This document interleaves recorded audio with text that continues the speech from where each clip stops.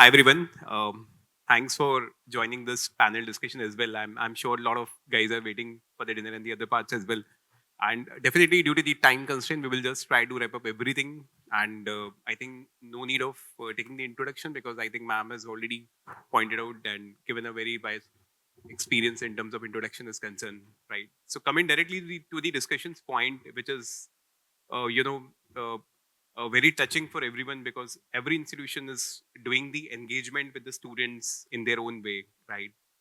And definitely some of the, in terms of strategies, every institutions for them working, some strategies must be not working. So we'll deep dive into this particular discussion, which is related to the student engagement. And let's start with the directly to the questions, right? Because in today's world, a lot of new technologies has also come, a lot of new tools has also introduced, which keeps engaged to the student with different methods like push notification, like chatbots, like multimedia messages, multilingual communication. Currently, the challenge for the institution is not to send the communication to the student, but also to the engage with the student, right? Because everyone wants to engage with the student rather than just sending the communications, right? Because in education we always call it as a counseling because we are educating the student so that student can take a better call for their future in terms of admissions as concerned, right? So coming directly to my first question, which is I think we can start with Arpit sir as well, right? So what do you think, Arpit sir? What kind of new technology currently you think that which is there in the market, and what's working for you in specific to strategies concerned? See, communication in terms of communication, the changes are happening so frequently.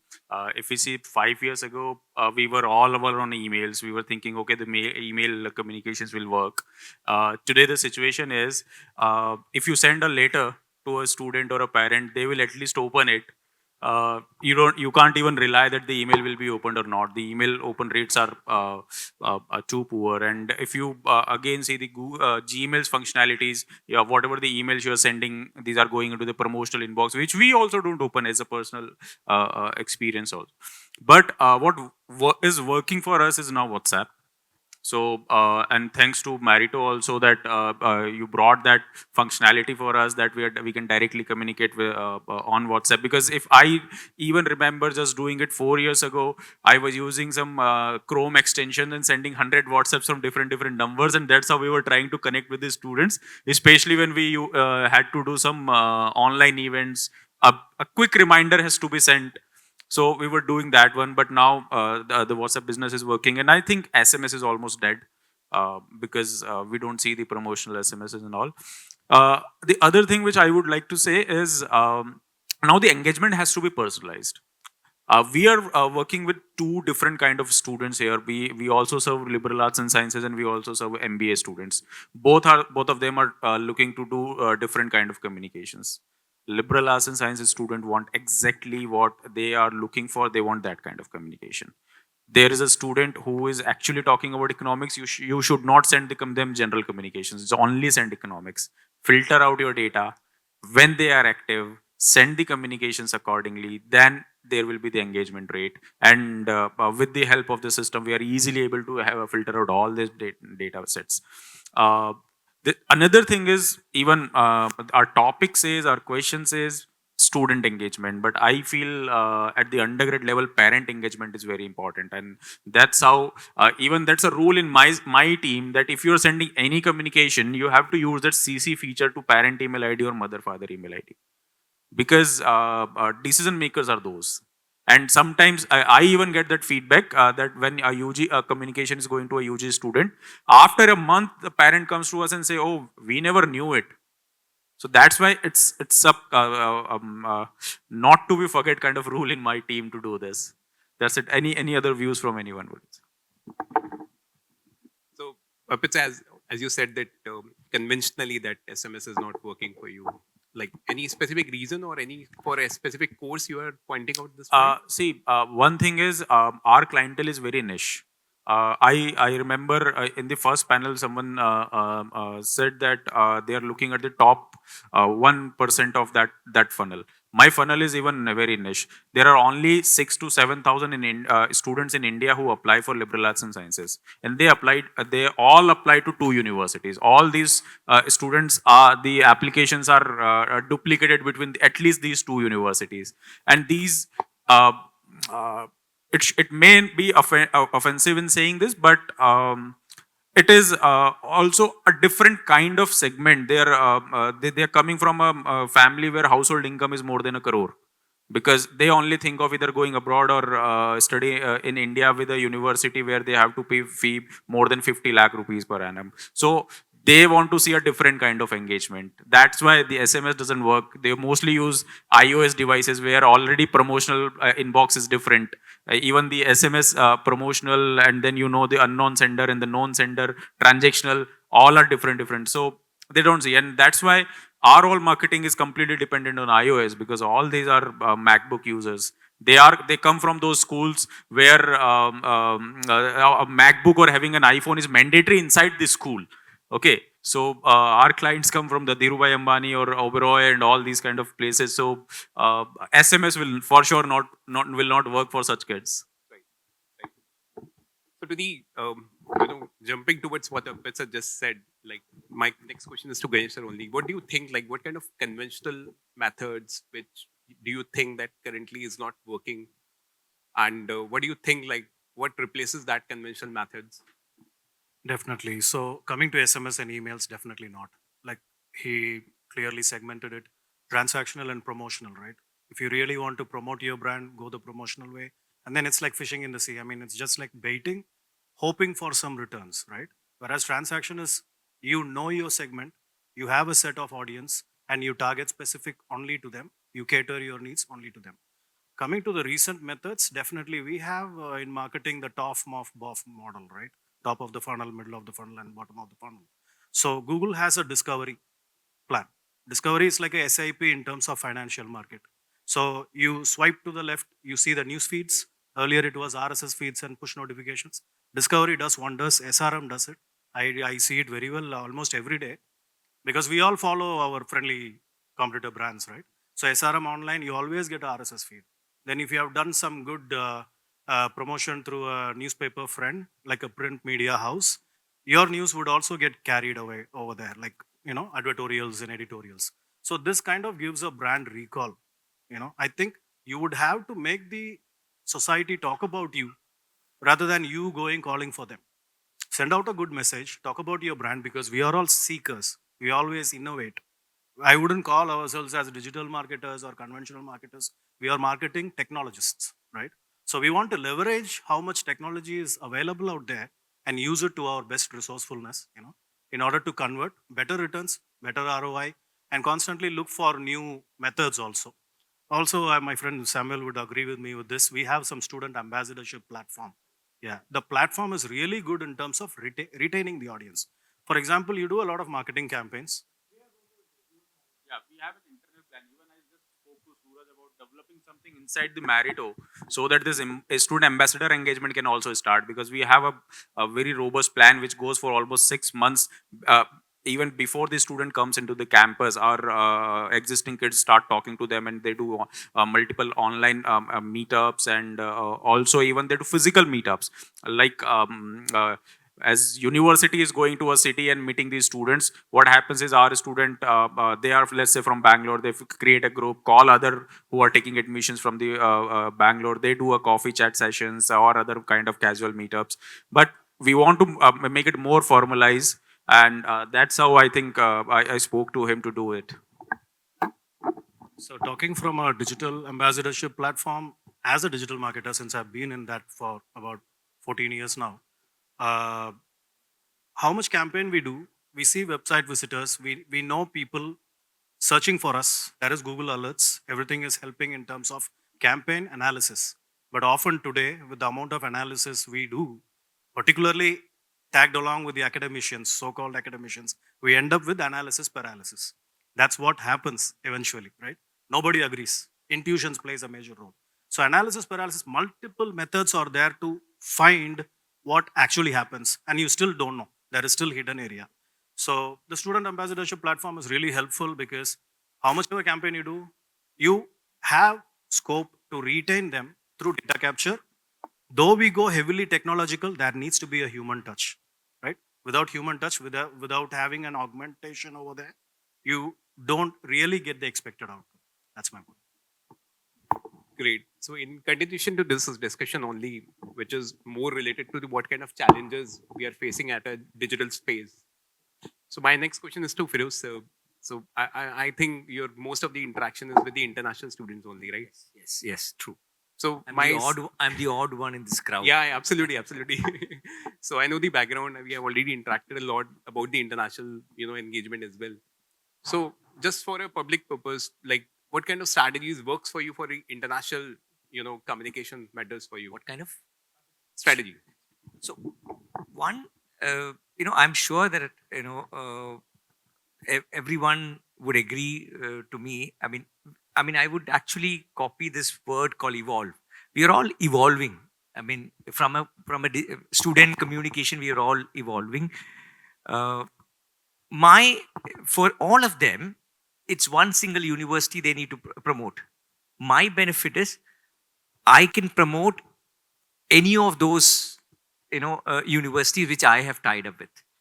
And most of the study abroad organizations, unlike the olden days, when we were used to kind of treat each other as competition, now we don't treat each other as competition. We collaboratively work. So which means if I have say about 600 plus university tie-up, if I don't have something, student wants a different university, I collaborate with another partner and I send it across.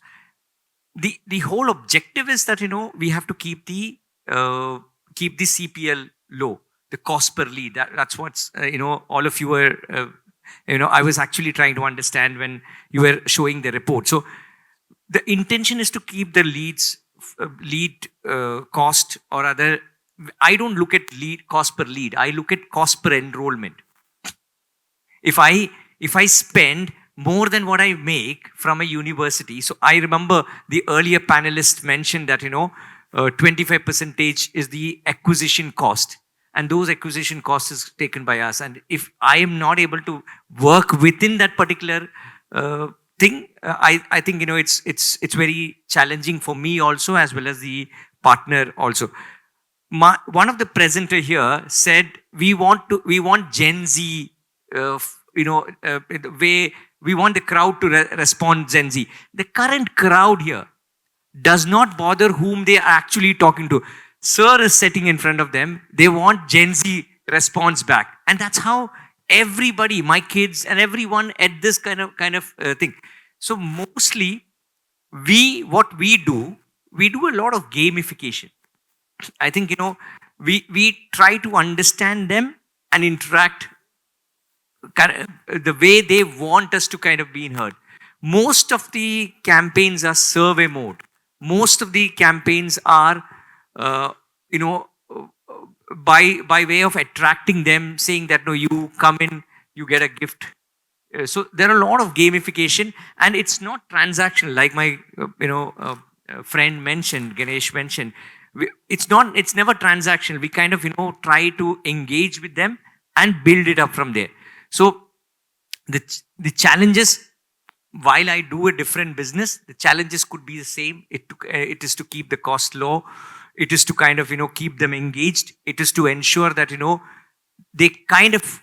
So for an example, most of us believe in digital. We all believe that no, it's all moved from a transaction to digital mode, offline to digital. But then even after a student gives an OTP verification, they'll come back and say, did I do that? Did I do that? I don't remember. So the challenges are endless. We are evolving and we will keep evolving. Thank you very much. Yeah. So one point is now it is not Gen Z. It is alpha and beta over there. So I think Aparna, it's not Gen Z, it's alpha and beta. True. So I'm sure Gen Z, which is now ready to come to the after 12th and ready for the higher education, right? So my next question is with the Bharat sir, right? You already have a very good experience in the education, sir. So what do you think, sir? AI automations, how much it is important in terms of personalizing the engagement with the students? Um, to start with, normally in educational institutions, universities and colleges, teachers, they think that they are the most important persons in the classrooms. And we have a belief that classroom is the place where learning happens. That becomes outdated now. So learning happens outside the classrooms also. And as our colleague Manoranjan expressed, AI has brought a paradigm shift in the learning. In the present scenario, in the classrooms, how do teachers segment the students? They are using a kind of nomenclature like fast learners and slow learners. In a class of 60, they conduct a test and then they classify into fast learners and slow learners, and then they have some strategies for addressing to the needs of the slow learners. But it is not like that. One size will not fit for all. AI is helping in that aspect, that it is able to identify the learning pace of the students, learning needs of the students. It is able to identify the learning gaps of the students. And now it is purely a personalized learning path AI is providing. So each student is different. And the content is curated specific to the needs of the particular student. That is the biggest advantage we get through AI. But at present, very few LMS products, they have this AI engine in the backend. The next biggest challenge is, again, it was expressed already, Gen Z is called golden fish generation. It is not a compliment. Golden fish generation, why they call it golden fish generation is, their attention span is almost equal to golden fish, it is only 8 seconds. So in universities, we face this problem due to the increasing consumerism in the market. Gen Z is not in a position to focus more on anything very deep. They are switching over between products. That's why the platforms like Instagram Reels, YouTube Shorts, TikTok, they are all famous because they are addressing to the needs of the Gen Z. They can focus only for certain amount of time. So deeper engagement with Gen Z, we need to completely change our curriculum with the help of AI. We move on with what is called micro learning. It has already been discussed. Micro learning is our learning is only in chunks of minutes. And then we move on to micro credits. For every small activity, we are giving credits. It is not like 4 credits or 3 credits, even 0.25 credits, 0.5 credits. So micro credits, we are moving on. And then nano degrees. Still we further go nano degrees. Even though they get a degree like BTech or BSc, but nano degrees are more specific to small certifications with specific skills. For all these tasks, AI is very helpful. But adoption in higher education institution, very, very less at this point of time. Got it, sir. Right. Very insightful. Right. So my next question was with Sudeshan, sir. As a founder of the Beaver City, we also wanted to listen your story, like how you have started and how you have started engaging with the student with your strategies. Okay, thank you so much, Nitin. So as he said, we are in the micro degree and in the nano degree space. Correct. So we are an online college specifically for biosciences, because I come from biotech background and we see a huge industry academia skill gap. The major problem is it's very difficult for someone to transition from academia into the industry, especially in the biotech industry, and that's what we try to solve. So we do not run full-fledged 2-year degree programs. Like, we are only in the postgraduate space, so we run only master's program. We are not in the undergraduate space. So we run 1 year master's program, which is more like micro degrees and nano degrees. And like I said, what our key strategy is, we understand the Gen Zs really well, or we understand the biotech people behavior really well, because they have very peculiar behavior. unlike other engineering folks, like I personally feel it's all more about understanding the population or understanding the crowd that you work with. So in our case, the biotech guys, their exit plan is not the 4 years of bachelor's, unless other engineering where they actually choose to say after 4 years they choose to do a job. These guys choose to do a good master's. After 4 years of bachelor's of engineering, every biotech student choose to do what's the next good master's that I can be part of. So we really understand that space really well, and we try to push in saying that, hey, you have higher aspirations. Like, and also one more thing that we really understand is they have something called as domain loyalty. I studied biotech, so I want to work in the biotech sector. So we try to grasp onto saying that we found biotech guys studying biotech and ending up doing different fields, ending up in IT sectors, ending up in different job sectors. So we catch on to hold of that domain loyalty and we say that you studied biotech, we will help you stay in the biotech, or we'll help you grow your career in the biotech. I think these behavioral, it's a lot of behavioral, a lot of data that we need to look into, tap into, see to basically grow in this sector. I think that's what we've been trying to do out there. And what kind of strategies works for you to engage the students in biotech? We are extensive with community building. We have a huge community of biotech students, like across in 16 different cities across India, and we have a student chapters in 165 colleges across India. We have close to 10,000 plus biotech students out there. So every month we have some community events happening, and so we majorly leverage on them saying that, hey, the biggest pain point for them is how do I get closer to an industry. So we majorly try to get that fear of them. We say that it's very simple. Like if I want to study engineer, I want to study computer science, it's very easy for me to spot someone in my family who is actually studying computer science, right? But if you want to study biotech, it's very difficult for someone to spot in my family who is studying biotech. So the major strategy that we use is giving them a community feel, saying that, hey, if you want to study something out there, now you can go talk to people who are studying that, or you can talk to people who are practicing that.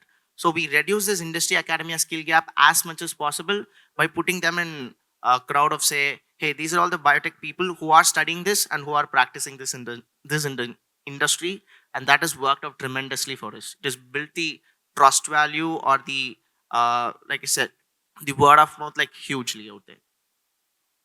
Okay, great. So my last question with the sample, sir.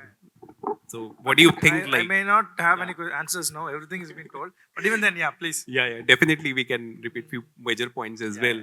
Right. So what do you think? Like, what is the future of student engagement? See, let's not talk about the future. Let's talk about the present. Then can we do that? Yeah. See, I start with him. So, do you also work with raw leads? Okay, so you focused about particularly about the Apple segment. Okay, see, and talking about Gen Z, and we spoke about Alpha Gamma, and see, I'm just trying to connect the dots. And then you were talking about student ambassadors. So that is one new feature that you guys can think about. And I didn't listen much, but AI is something that you spoke, and deep learning, machine learning, all the SaaS platforms that they have. It's like something great. So I just want to say two things, and just one thing, and just conclude here. I would say that Meritto is an awesome platform for everyone. And thank you so much. Thanks everyone. I'm just telling it to people who are not enrolled so far. I'm sorry to sir also. So the best part of this is like your give me a minute. Yeah, the best part of it is this is the sales force of education. So that's what I would like to tell and this. Wow. Yeah. Thank you so much for this compliment, and thanks, sir. And in terms of drip marketing, how many know what drip marketing is? Okay, there are very few people who are all marketeers should know what drip marketing is. So all that, the sales funnel, and so many things we can discuss. We will keep on talking. So we'll go for dinner and cocktails. I think you're all waiting for the cocktails. So with that note, I'd like to complete. Yeah. Thank you so much. Thanks for giving your input in this direction. So with this, I just wanted to finish this interaction because due to the time constraint, we already decided to wrap up the overall interaction very short. But yes, I'm sure everyone has taken some input from this discussions, how to engage with the student, how to interact, how to send the communications, what are the new modes of sending the communication. Thank you so much. Thanks everyone. Thank you.